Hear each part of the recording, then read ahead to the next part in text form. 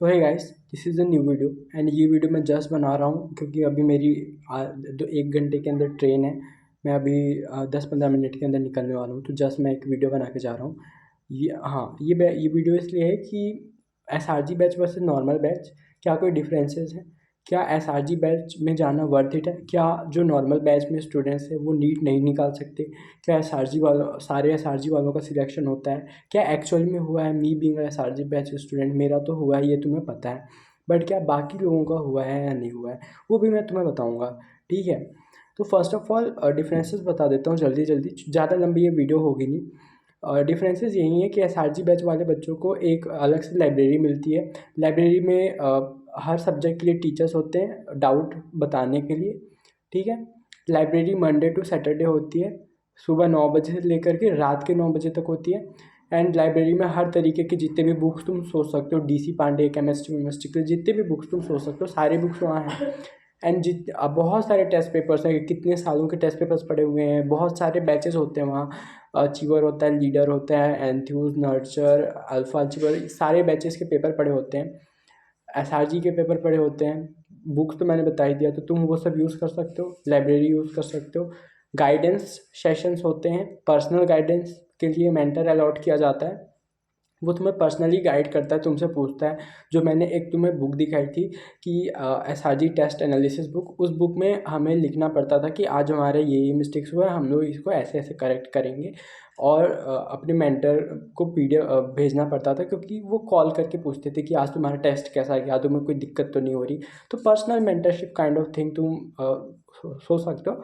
तो ये सब, और अलग से जो एकदम टॉप के टीचर्स होते थे, जिनके 25-25 साल के एक्सपीरियंस होते थे, वो हम लोग को आते थे पढ़ाने नहीं, मेंटरशिप करने। हर 1 महीने में एक बार हम लोग का मेंटरशिप होता था। तो ये हो गया, ये दोनों मैंने डिफरेंसेस बता दिए। और कार्ड वार्ड मिलता है, बैच वैच में थोड़ी इज्जत बढ़ जाती है, ये तो नॉर्मल चीज़ें हैं। ये मैंने डिफरेंसेस बता दिए तुम्हें। क्या एसआरजी में जाने वालों का ही सिलेक्शन होता है? तो बिल्कुल भी गलत है, क्योंकि एसआरजी में जाने के वजह से आपको लाइब्रेरी मिलती है। वो एज सच मैं तो रूम पे ही पढ़ता था, ठीक है, एज सच मैं लाइब्रेरी पे जाता नहीं था, मेरे को आदत नहीं है भीड़ में ज़्यादा पढ़ने की। अब बाकी मैं तुम्हें बताऊँ तो क्या एसआरजी वाले बच्चों का सिलेक्शन होता है? नहीं, नॉर्मल बच्चों का भी काफ़ी सारा सिलेक्शन होता है। क्यों? क्योंकि मेन चीज़ तो कंटेंट तो सबको सेम पढ़ा रहे हैं यार।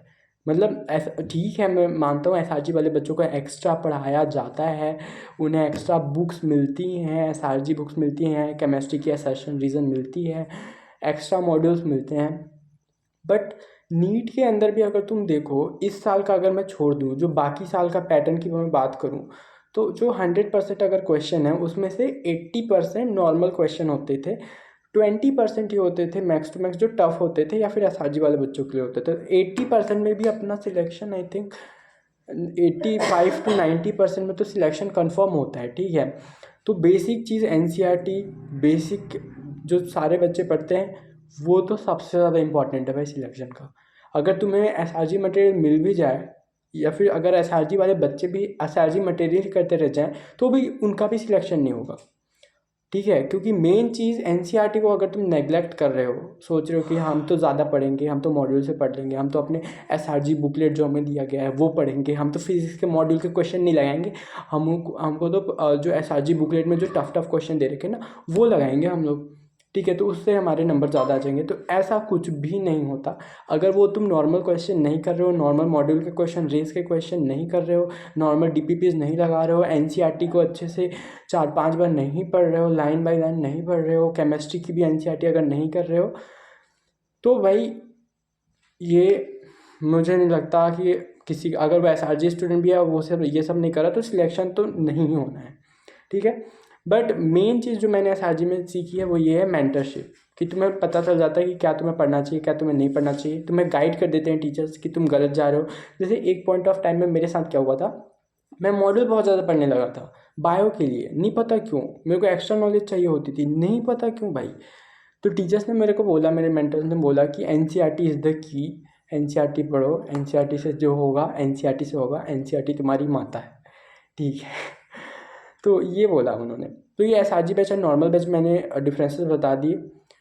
नॉर्मल बैच से भी सिलेक्शन होता है, एसआरजी वालों का भी कभी कभी सिलेक्शन नहीं होता है। ओवर कॉन्फिडेंस में आ जाते हैं वो लोग कि हाँ एसआरजी में हो गया तो अब क्या, अब तो सिलेक्शन पक्का है। ऐसा ऐसा ऐसा कुछ नहीं होता है, ठीक है।